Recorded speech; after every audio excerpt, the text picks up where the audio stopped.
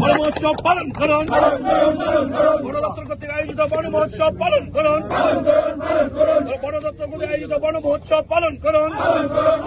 এই বন মহোৎসবে মুখ্যমন্ত্রী আপনাকে জানাই মোহনপুরের স্বাগত। এই বন মহোৎসবে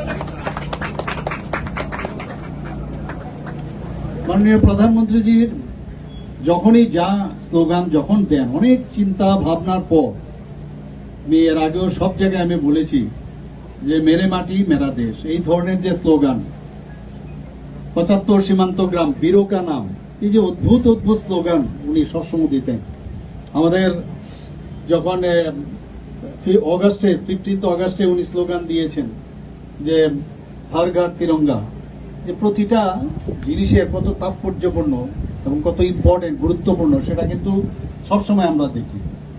এখানে এই বৃক্ষরোপণ কেন করা হচ্ছে, আমি মাঝে মাঝে ভাবছিলাম এখানে বসে, আমি প্রায়ই আমাদের মাননীয় মন্ত্রী শ্রী রতনলাল নাথ মহোদয় বলেছেন যে ব্লাড ডোনেশনের বিষয়ে, আমি সব জায়গায় গিয়ে বলি যে আমাদের প্রকৃতির থেকে কিন্তু অনেক কিছু শেখার আছে, কারণ ecological balance is very important for us.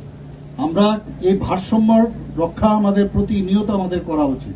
Imbalance হলেই মুশকিল। একটা বাইসাইকেল চালাতে গেলে এই ব্যালেন্স করে যদি আপনি বাইসাইকেল চালাতে পারেন নিজের জীবন যুদ্ধেও, তাহলে কিন্তু সাইকেল চালাতে পারবেন, আদারওয়াইজ আপনি কিন্তু অ্যাক্সিডেন্ট হয়ে যাবে, পড়ে যাবে না। এদের থেকে অনেক কিছু শেখার কোনো ধর্ম হয় না। রক্তে এটাকে মুসলমানের রক্ত নাকি এটা বুদ্ধিস্টের রক্ত না হিন্দুর রক্ত ইহুদির রক্ত কেউ বলতে পারবে না সেটা।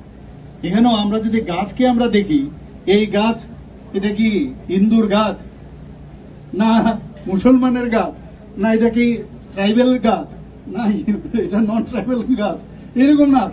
মানে এইগুলোর প্রকৃতির থেকেও কিন্তু আমাদের অনেক শিক্ষার আছে, যে আমরা মানুষ এবং প্রকৃতির প্রতিটা জিনিস ওদের থেকে কিন্তু আমাদের শিক্ষা হচ্ছে।